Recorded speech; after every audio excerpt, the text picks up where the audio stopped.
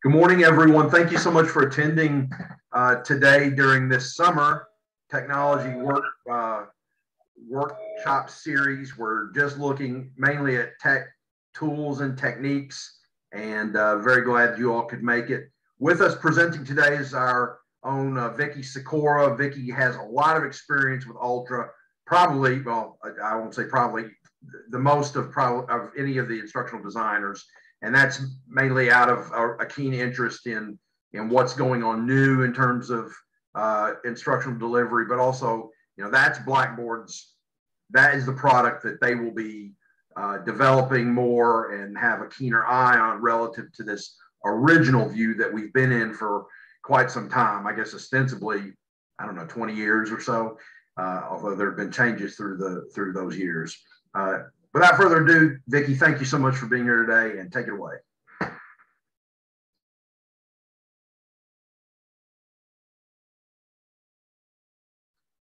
And did she freeze up? Uh-oh. Can you all hear me? Okay, so it's not me. I bet Vicki's on wireless in the Commonwealth building.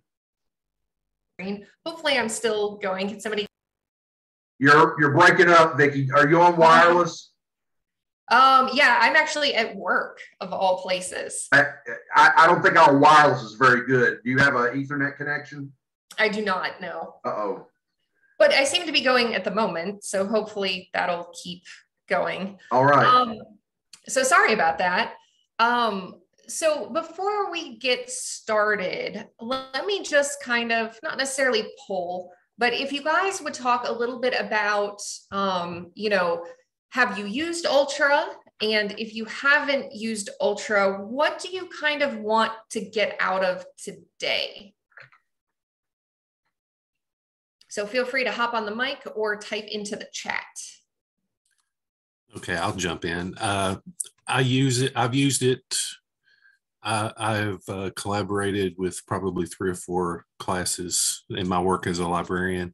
And what I really want out of it today is I'm looking for a refresher more than anything. I'm one of those people that if I don't use it, I lose it pretty quickly. And so I'm just trying to keep it in my brain and understand how to work it. So perfectly. Anybody else? I'll say something if nobody else has anything, but please go ahead, others. I'm interested in your commentary about what's working really well right now in Ultra. What are students and instructors finding the best features? Also, what do you think will be working very well in the near future? And what things right now are pipe dreams that are really important to our EKU community? And others have commented in the chat. You want to read those, or you want me to read them? Yeah, I've got it. So Carl says, I've begun working in Blackboard Ultra this summer for a couple of online courses that I teach for another university. I know BCTC has switched over. Well, really all of KCTCS is making that switch. Cecilia says, I've not used it, looking for what's new or different, hopefully improved. Perfect. So hopefully I can touch on all of those today a little bit. I'm going to go ahead. Let's see. Brittany says, I'd like to see the big differences. How has grading changed? What newer tech tools are available in Ultra? Perfect. That is my goal to go over today. So the first thing I'm going to do is I am going to kind of give a little bit of an overview of Ultra, and then hopefully work from there. Let me hide that. So that we can kind of get an overview of what Ultra looks like. And then I do want to go into a couple of those kind of nitty-gritty details about things that are really different about Ultra, some things that are better, some things that are still a little rough.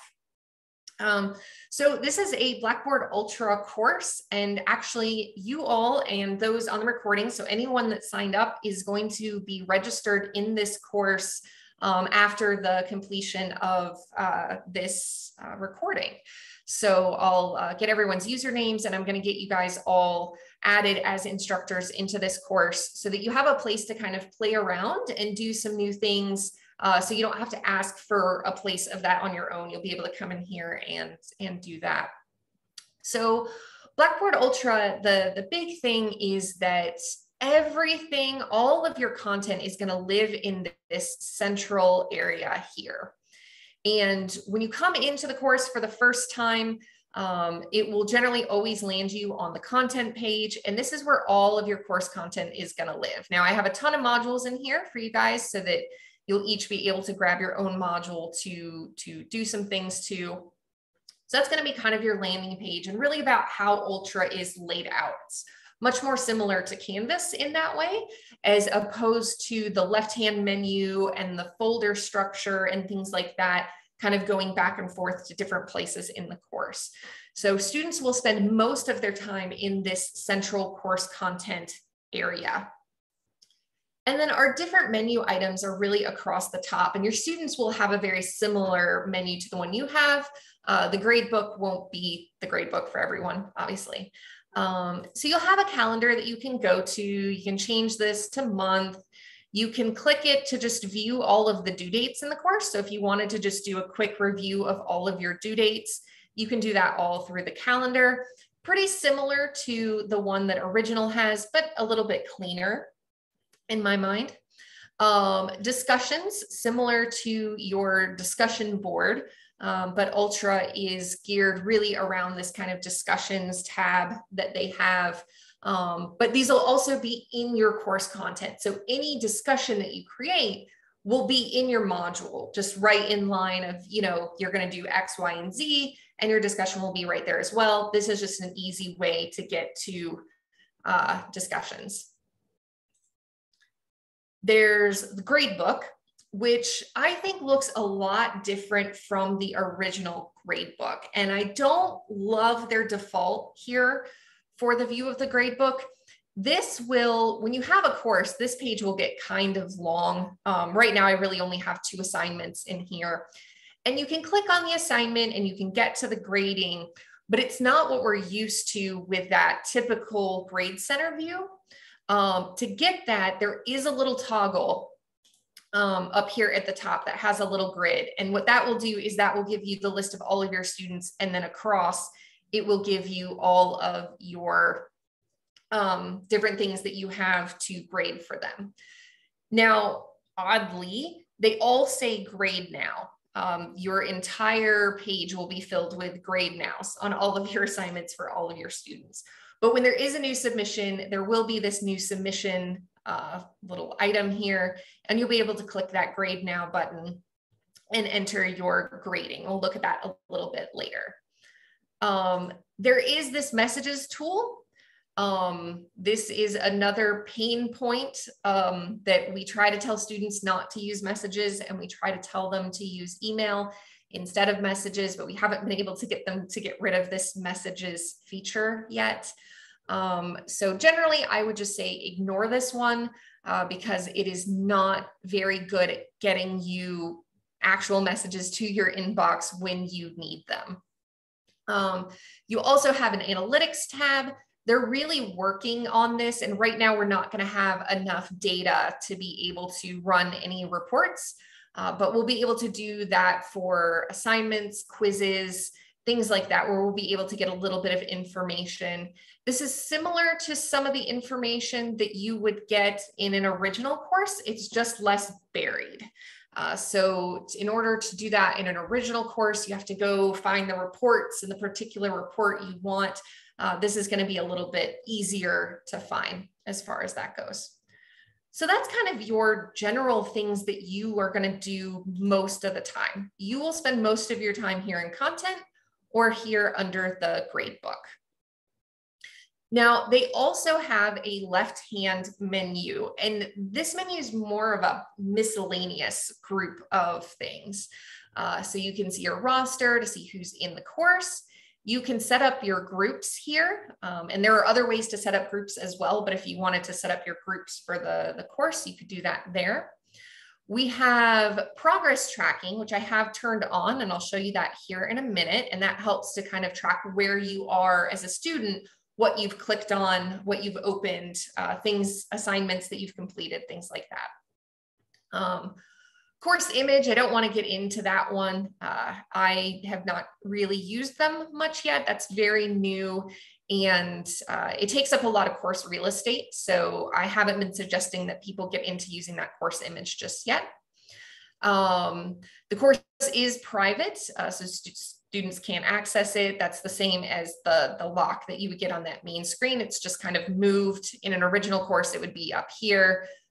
In the Ultra courses, it's in this menu over here. Blackboard Collaborate, again, students can join your Blackboard Collaborate sessions. And this one's a little tougher, I think, to really use Collaborate in. If you use that a lot, I think you have to be a little careful about how you use Collaborate, but that's not a huge one for our classes. Attendance, you probably generally won't use, but there is an attendance tool if you need it. Announcements is similar to the announcements that you have for original, except that what will happen is when a student has a new announcement, it will actually pop up for them when they come into the course. So there'll be a little pop-up menu that they have to close with that new announcement or announcements. They will also have this announcement button over here that they can go back to them.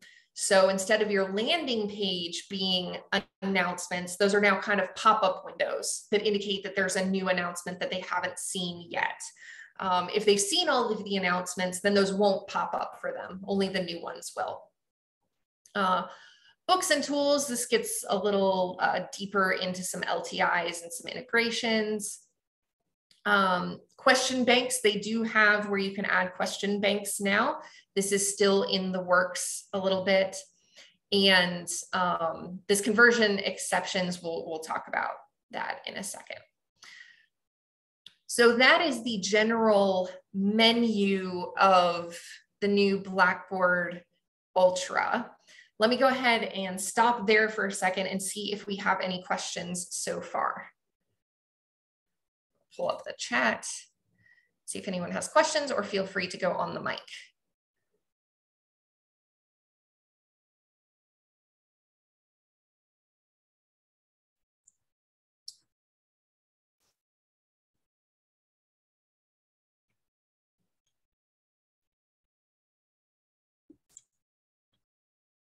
Okay.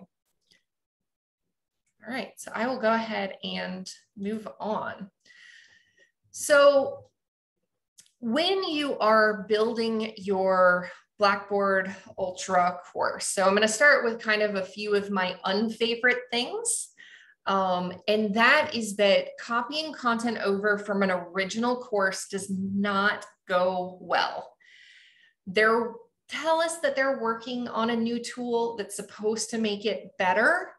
But I kind of want to show you guys what happens with one item. So if you are familiar with the Learning and Support Resources 2022, there was one for 2021 as well. This is an item that is in all of your original courses. And I don't mean to pick on it, but I actually want to showcase it because I think it was really nicely put together. When I scroll through this, everything here makes sense. It's very clean, it's very pretty. I open a folder and everything here makes sense. I can learn more about these different areas. I have some videos that I go through. I have links. This all looks really nice in original.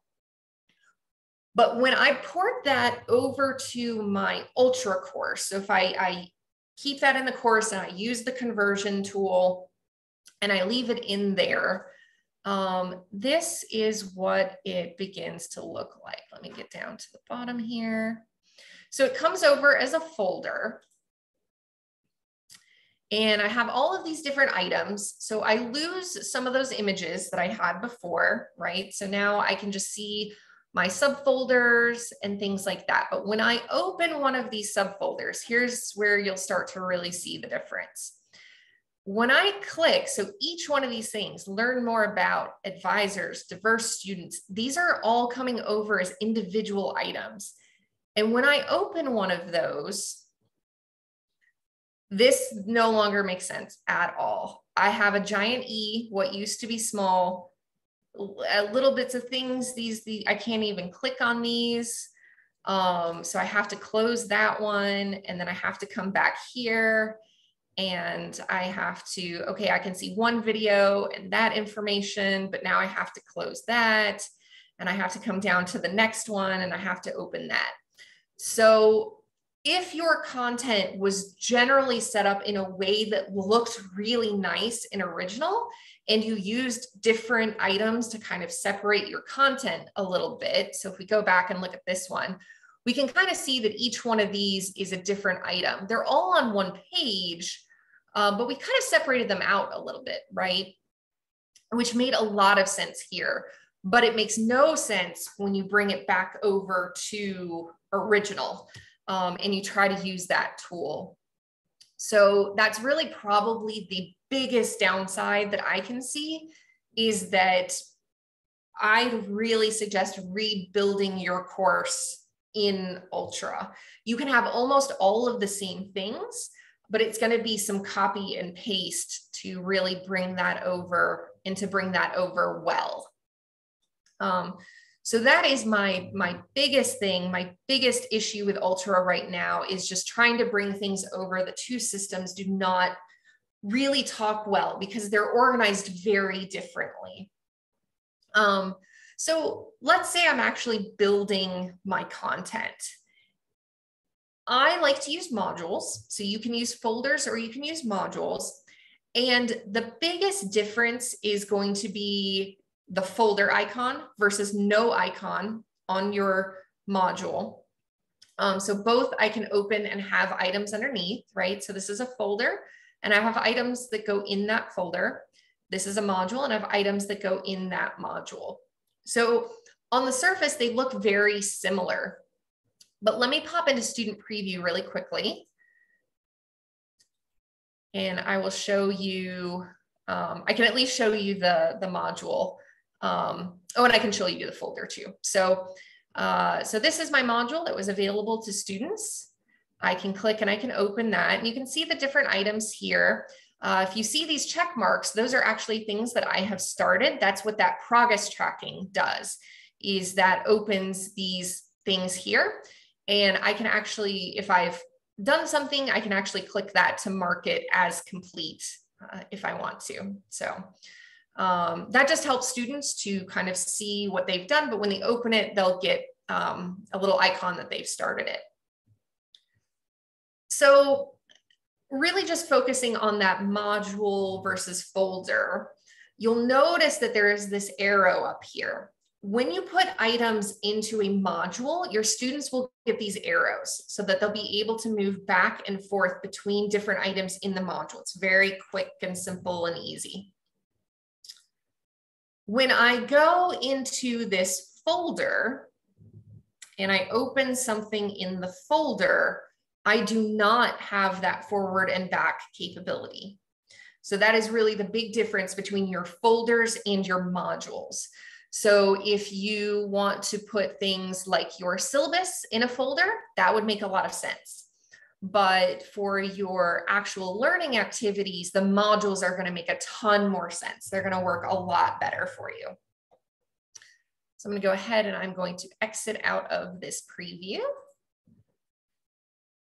That is one thing I really do like about the student preview in Ultra, is that it is much faster to get to what a student would be able to see.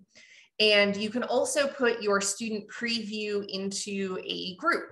So once I click this student preview button, it will actually generate a preview user in the course. So when I go over here to view sets and groups, I have a couple of discussion groups that I've already put together.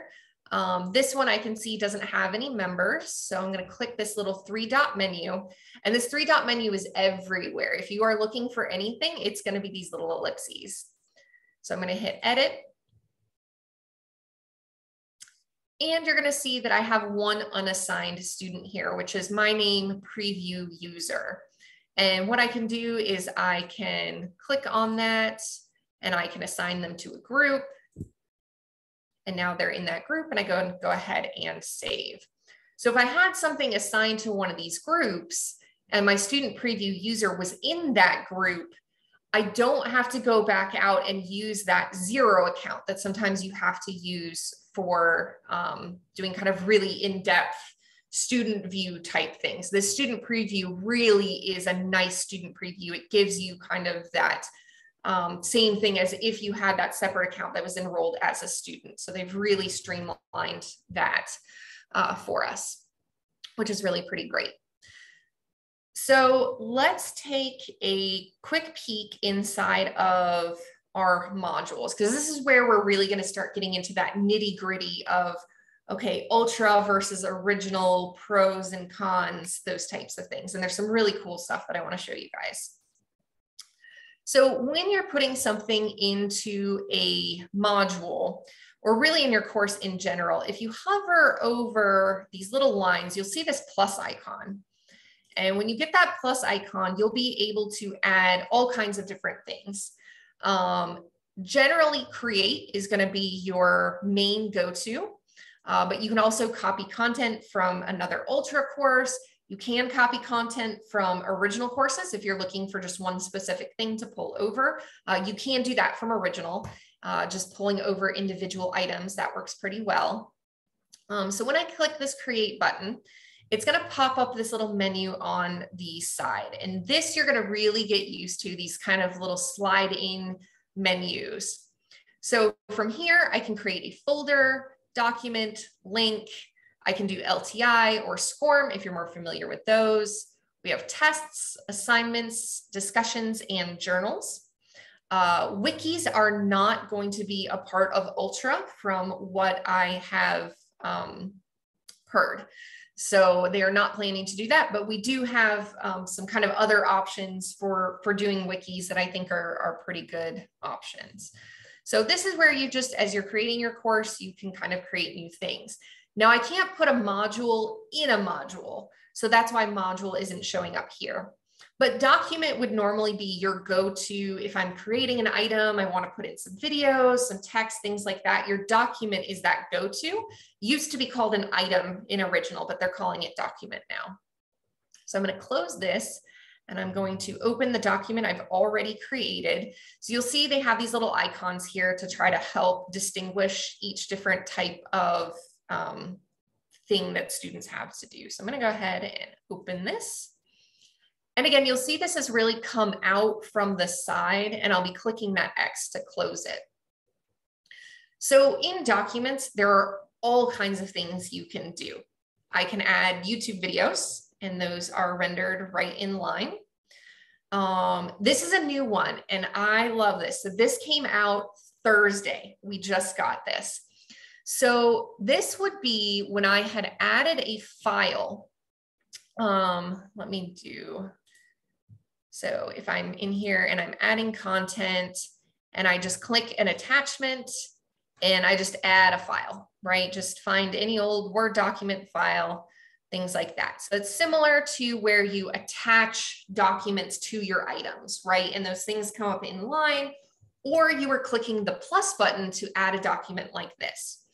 So in original, you would have to click to either open or download this document as a student.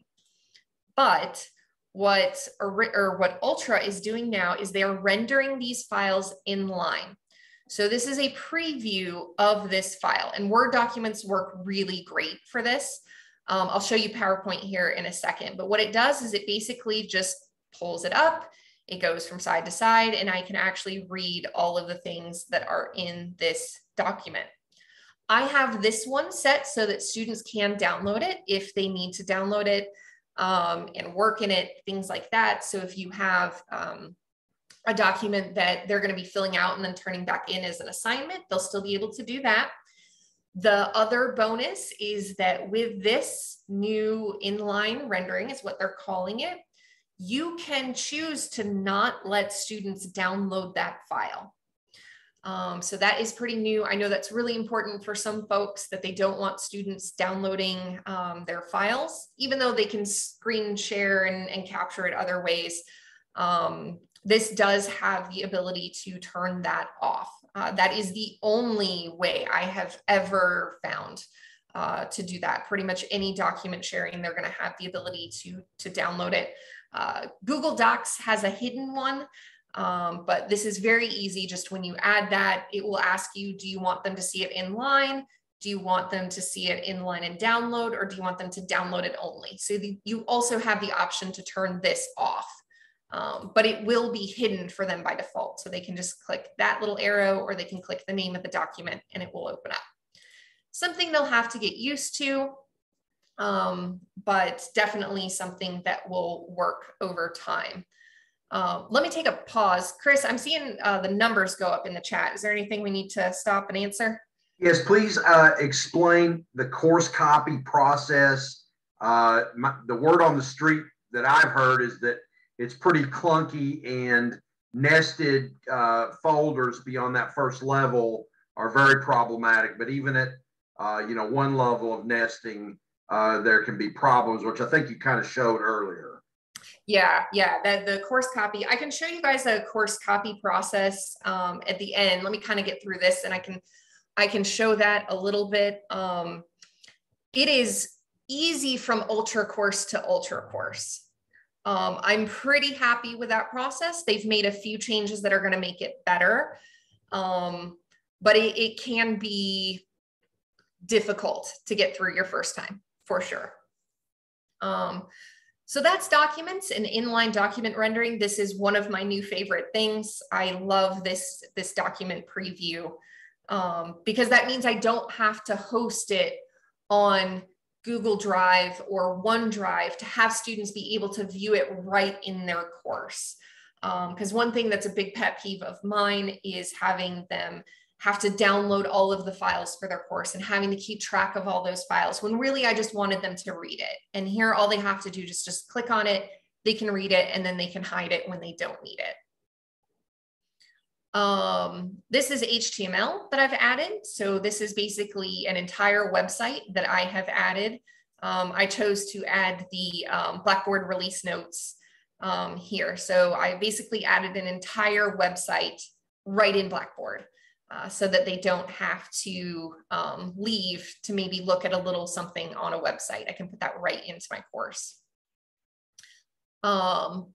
So below that, this is a code snippet. So this is actually the code that I used above to download that web page.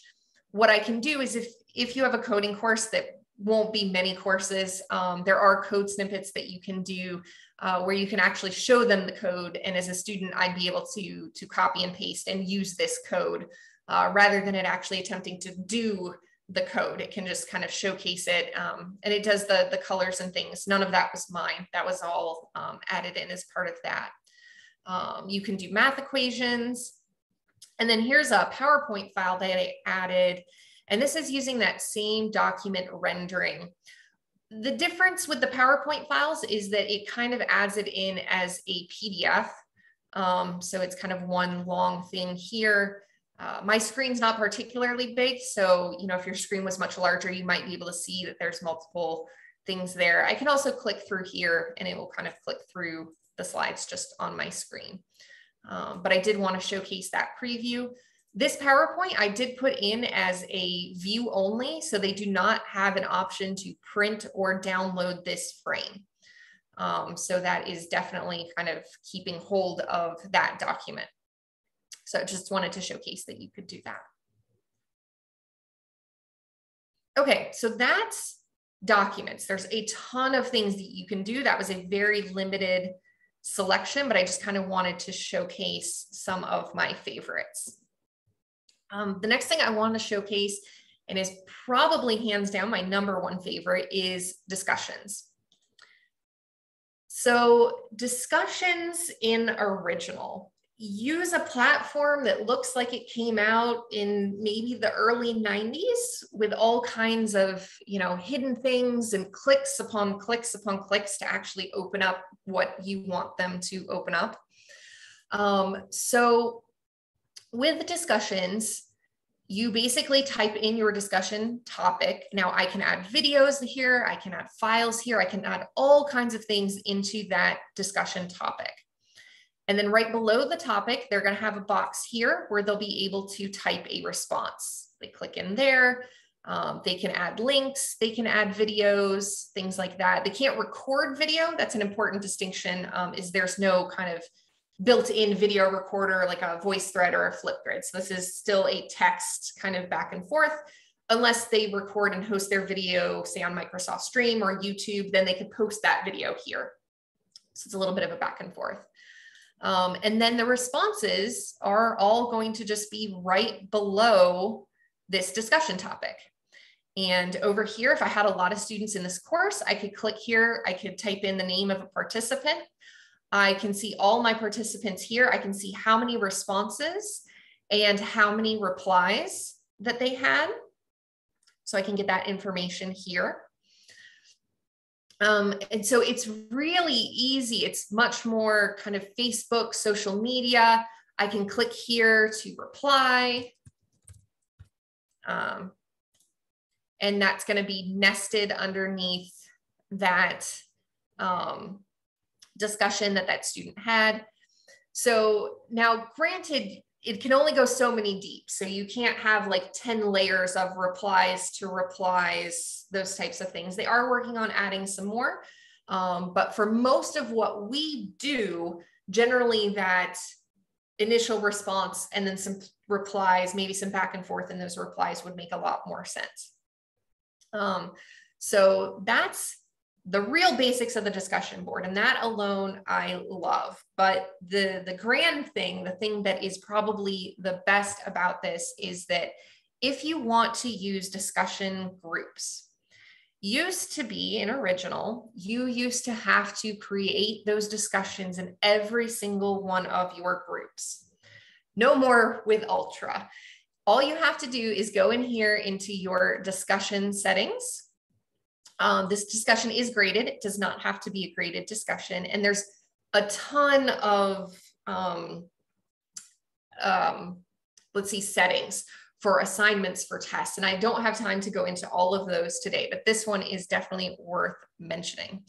Oh no, I can't do that one because the students have already started their discussion. But if your students haven't started their discussion yet, there will be a button here that just says assign to groups. And you can click and you can assign it to groups you've already made, or you can, with that assign to groups button, you can go ahead and make your groups then. And then in each one of your discussions after that, you can reuse that same group. It'll be on a drop-down menu. So if you want to keep the same groups throughout all of your discussions, you just say, hey, I want to reuse it. Or for each one of your discussions, you can say, hey, randomize into, so many groups, and you can do different groups in each of these discussions. So if you wanted students to kind of have different groups that they were working with throughout the course, but you didn't want those discussions to have 50 or 100 people in them, it's really easy to do in Ultra to kind of mix and match however you want. And you just do it once. And in your grade center, it's still just one column. What you will get here right above your responses is you will have a little drop-down menu where you can go to the different groups in order to see their those different group discussions. And then another thing that's really great about these discussions, and this won't have any information here yet, but I wanted to show it to you. So I was in the discussion. And since I do have a student, my fake student account, who has typed in there, I actually have this grades and participation button, which will list all of the students and it will let me know whether I need to grade them or not. I can click on this student and it will show me the topic and it will show me their response underneath that.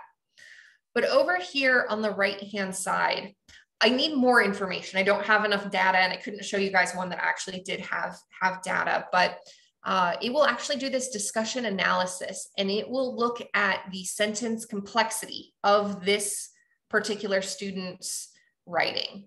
It will look at their lexical variation, the functional words, which are just kind of your really small, short words. It will look at their critical thinking level, and it will kind of give the class average for that, and word variation and some class averages for that. And then it gives you kind of those real basics that you need to know, word count, number of responses, and number of replies. Now, the student doesn't see any of this information. That is all just for you. So I wouldn't necessarily recommend grading straight on their sentence complexity, critical thinking level, but I feel like this is a really good place early on in your course to find those students that are struggling and to really quickly be able to say, oh, hey, I need you to, really work on your writing and your discussion boards and things like that. But this is hidden from students because they don't want to, this can be really discouraging for students. If they're trying really hard and their sentence complexity is below average for the course, that can have a lot of other implications that they really don't want to add. So this is all information that is just for you. And this is just for these discussions. This is really the only thing right now that they have such good analysis on this writing for them. Okay, so I think that's all I'm going to say about discussions, because I definitely want to leave some time for real Q&As. This is an assignment that I put together, which is actually kind of a quiz. But I can actually have all kinds of information here. So if I wanted to put my lecture videos in this assignment, I could do that. And then I could have questions based on that assignment, and it would all be in this kind of one central location. So I think it really groups it a lot better. And then they just have some different answers that they can do. There are some different settings here. I can prohibit late submissions. Just make sure if you do that, that you really don't want late submissions, because they will not be able to do that. So this is one thing that you just have to be really careful on. But another one of my favorite things are these due dates that you'll see right here. These also show to students. So it is a very easy way to check your due dates, and you do not have to put text dates in your course anymore.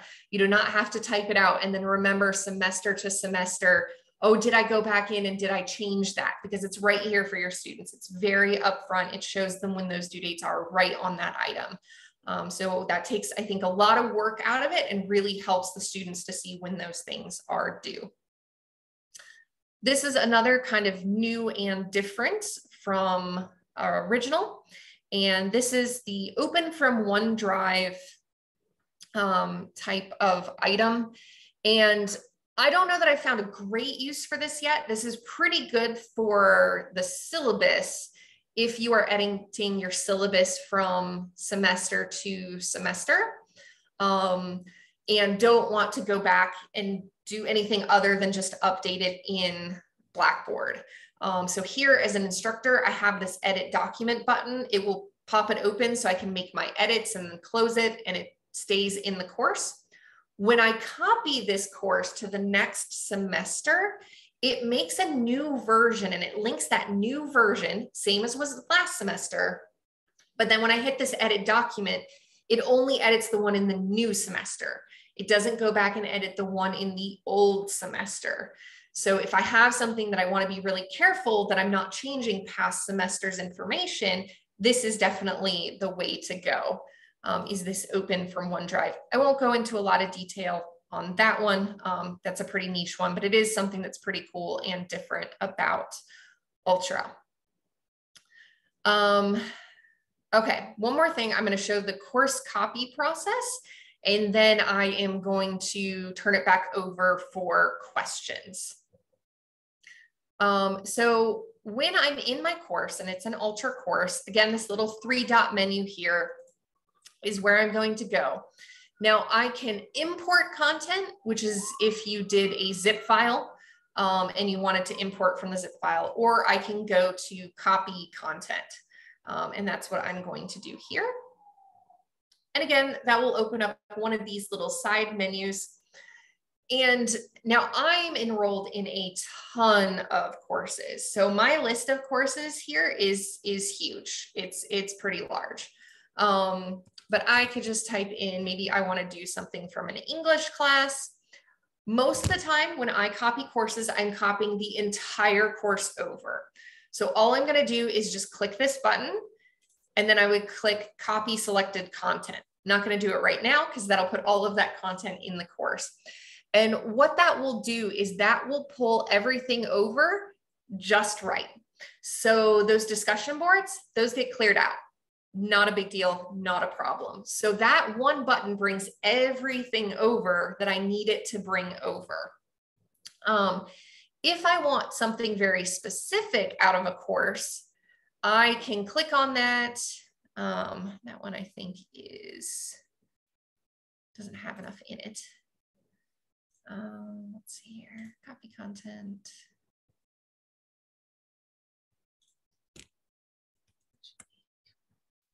Let's see what this does. Oh, it doesn't like that either. So these courses aren't, my courses aren't set up. But if you had a course that you wanted to copy something from, you'll be able to click on that course. It will open a subfolder. You'll be able to open up subfolders of that. You can pull over just discussions if you wanted to, different items, things like that. And then in order to change your dates from one semester to another, there's this batch edit tool. And so each one of these modules, I'd have to open up to make changes in. So this is another point of contention for me. I'd love to be able to change all of my dates and all of my modules all at once, but I do have to do it module by module. So here I can click to open that module. I can add these dates, and then I can do edit dates. And generally what I will do is I will change it by a number of days. I kind of go in and calculate, is this 63 days? Is this 364 days from the last time I taught it? And I would just shift those dates forward, and it would go ahead and it would update these due dates. So it's a little bit of a cumbersome process. You can also go through and you can do that kind of module by module. Anything that's got a due date, you can click on that and you can then edit the dates over in the settings. And kind of edit your dates here.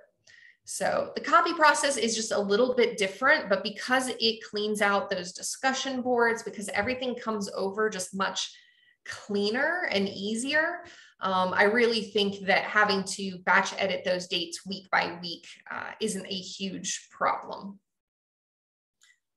Okay, so I'm going to go ahead and I'm going to stop sharing. I know that was a ton and I probably didn't answer everyone's questions. But hopefully at least got a few people. All right, so let me open up the floor. Anything you want to talk about, questions, comments? Okay, I got a couple of questions. Okay. Do announcements work the same way? I use those a lot when I'm Yes, so announcements are very similar. So you can set it to email them the announcement. Mm-hmm. You can also set it to do announcements at like if you wanted at the beginning of the semester to type in all your announcements, you can set the dates and those will launch on those dates. You can't do both. So it won't email them and be set at a future date. And another very librarian-centric kind of question here. What would be the simplest way for me to add content as a guest? Would it be to just create a folder? Create a folder or a module, depending. If you want them to kind of click through the different items, module's your way to go. Okay. All right, cool. And one last question. Are we going to have any kind of asynchronous manuals or directions or anything that we can refer back to for this kind of thing? Working on it. Okay. Working on it. Blackboard has much better documentation these days. Their documentation is actually getting pretty good.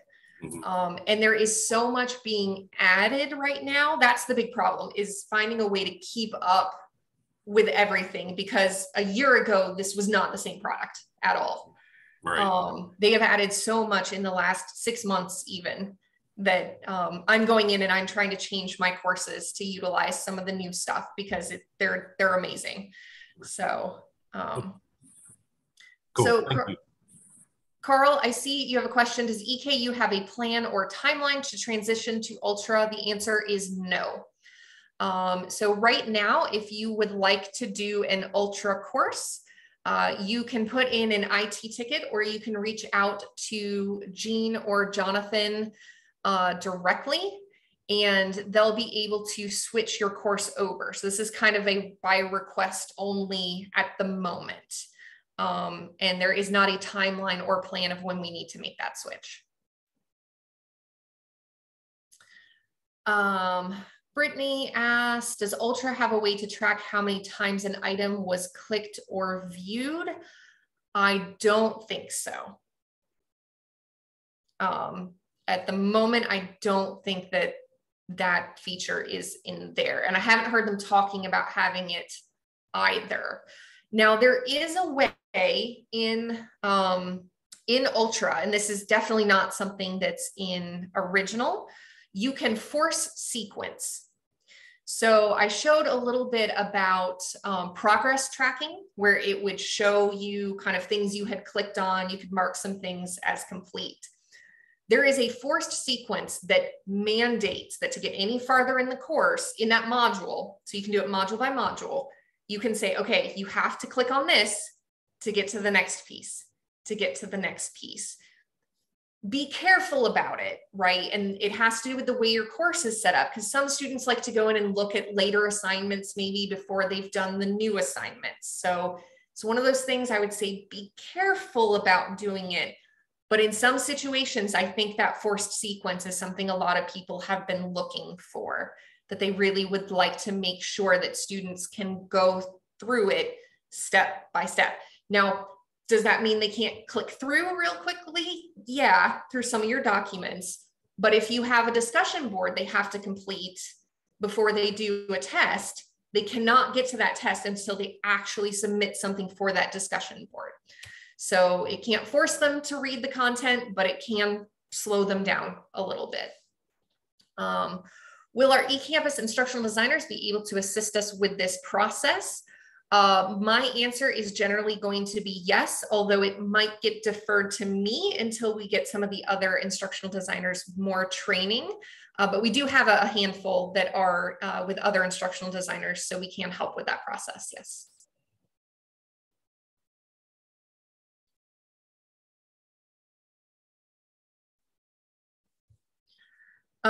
One other thing that I didn't show while you guys still have questions is that you can actually create a Microsoft team in your course. So that's another new integration that we have. And I think for some people will be really fantastic. For others, they might not want that. The other big problem I didn't talk about is you can't subscribe to discussions yet. We have asked for that for I don't know how long and how many times, but it's not there yet. So you will not get an email when a student posts, let's say in your virtual office. I know that's a big one that a lot of people use. So if you really want that just in time answering, Microsoft Teams is where I have instructors going. They will set up a Microsoft team. Sometimes they will set up groups in that Microsoft team in order to have facilitators monitor different chats, but they'll use that as their virtual office to get in touch with their students. And those Microsoft teams, again, I can't get into it today, but I mean, there's wikis, there's tasks, there's all the things that come with Microsoft Teams that now it automatically updates your roster of students. As they add the course, they get added to the team. As they drop the course, they get dropped from the team. So you basically get this team. It's one click, one button to get that team created. And then you have a Microsoft team for each one of your classes if you so choose to do so.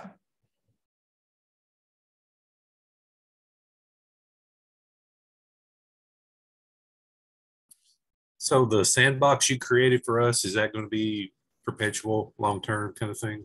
Yes, I'm gonna leave that up for quite a while. It probably won't get deleted for a number of years. Okay. And I have created a team for that. So when you get enrolled in that class, you will probably get a team notification that you got enrolled in that Microsoft team. And that's a really good way to reach out to me because I generally have Microsoft Teams on. So if you have questions, you can go ahead and put that in the team. If there are others in the group that want to answer, that's great. But that's also a really good way to get in touch with me for these kind of specific Ultra questions. Okay. I have at least probably two or three at least other librarians that might be interested in participating in the sandbox. Should we just contact you? Yep. Contact me and I'll get them enrolled. Okay. Thank you. Appreciate it. Okay. Anyone else? More questions? Is anybody excited about maybe making a transition? May I just interject one thing? Nobody is forcing anybody to move to this new product. This is all, in my opinion, instructor choice, especially for our face-to-face classes, or what we call internet classes, making a distinction between sort of the main campus and classes that departments choose to offer, courses online versus e-campus. In any event, you should advocate for yourself. If you want to explore Ultra and move to Ultra, there's a lot of things we can do to help. Like we can create a shell for you, or if you're not e-campus, you can ask one through IT. And you should have conversations with your instructional designer and your chair about how, because I know in some departments, they all want to move together as one unit or as close to that as they can. I have worked in departments where they would find that the students would have a lot of trouble differentiating one course versus another. We're not here to make those decisions. This is a tool that we have available. It could be that in 2-3 years, we move away from Blackboard. And if you spent that time moving, you're going to have to move again. There are a lot of things to think about, but we want you to be empowered and to know what's available and to make those decisions. And this was really just a great presentation. And Joanne has a comment there, Vicki. Yeah, so I wouldn't be really surprised if the students don't really push back. They don't like any changes and they may see this as additional work. My suggestions. So here's my first thought. If they have ever used the app, they have used Ultra. And we know about 1/3 of our logins to Blackboard are done through mobile devices. That's maybe some old data. I don't have newer data post-COVID. That was some pre-COVID statistics. But if they've ever used the app, they have used Ultra because it has forced their course into Ultra. So from what I've heard from other universities, students have really liked the change. There's always going to be a few loud students that do not like change and are not happy with any change, whether it would be going from Blackboard to Canvas or D2L or original to Ultra. That is tough, right? Making those changes is tough. And when you're learning it and they're learning it, that can be a tough transition. The thing that I think is better about Ultra is the navigation. It is really a student-centered navigation, and using those modules and using those folders in some ways really helps to get all courses on the same page of putting things in a chronological order. As opposed to you can do anything you want with the menu on your left, and that's how you navigate the course. This kind of forces you into really thinking about what's the most important and how are students going to move through the course. And it is that top to bottom chronological type version. So I think it forces some instructors to redo their courses. If your course was really well organized before, it will be really well organized now, and it won't be any big difference there. But for some courses with organizational challenges, I think this kind of forces them into a better organization structure that I think will be better understood by students. I'd like to offer an instructor / long-term, like dinosaur EKU perspective too. And, anybody who's been here any length of time has gone through multiple changes and iterations of things. I want the blessing of my chair, or at least a perspective of my chair on it. And also I'm a little tentative about moving, only because I'm not sure if EKU is going to stay with Blackboard, or we're really going to think about moving to something else. Nobody's had those conversations in this new, like we had those conversations like 3 years ago and decided to stay. If I thought we were staying with Blackboard for my courses, I'd switch today, or for the next round. I just worry about people doing a lot of work and then having to switch to something else, and it's going to be work no matter what. So that's the only thing I think. Otherwise, I think it's a great tool, and they're going to further invest time and money into it. I would have to say though, for Ultra, if long-term, if we did go to Canvas, if you had made the switch to Ultra, the switch to Canvas will be easy. I think switching from original to Canvas is a much bigger jump than Ultra to Canvas, just in the way that the courses are structured. But yes, it is a lot of work, and we are not set in a path. We're not saying, okay, 6 months, 1 year, everybody, like I said, it's very, no one's forcing you to make these changes. And it's probably a good idea to talk to your department heads and see, get them excited about it, show them what it can do, say, hey, I'm doing this, get that talk out there, because change is really hard. And, there's a lot of burnout right now. And the thought about switching to this new system is tough, right? For students and instructors, everybody making a big switch like this is tough. And for a long time, I said, I don't think it's ready, because there was no benefit. But now I think the benefits outweigh some of those challenges. Now, that's my personal opinion. That's not everybody's opinion. It can be buggy, right? There's little things that can happen because it's new and they're adding things all the time. So you can have bugs that come up, so it's not an LMS that's been around for 20 years. So there are still challenges and things that come up, but some of the positives are really good. And I think they're going in a good direction, and our students will think our LMS doesn't look like it's from the 90s. And no denying the platform usability is better. Like, I think it's much more mobile friendly than the app. You don't have to, if you have even a fairly decent mobile device, doesn't have to be state of the art, you're going to be able to connect with Ultra better. Mm-hmm. That seems to be what I've experienced. Yep. Yeah, it does seem to be very much more modern and less, not like you said earlier, 1990s kind of layout, the way Blackboard is now. I mean, that's because it is. I think, who told us that much of the original code base was still based on early 2000s architecture? So, I mean, it's the same program essentially that it was in 2000. Kind of reminds me of old Windows interfaces. Yeah. Definitely.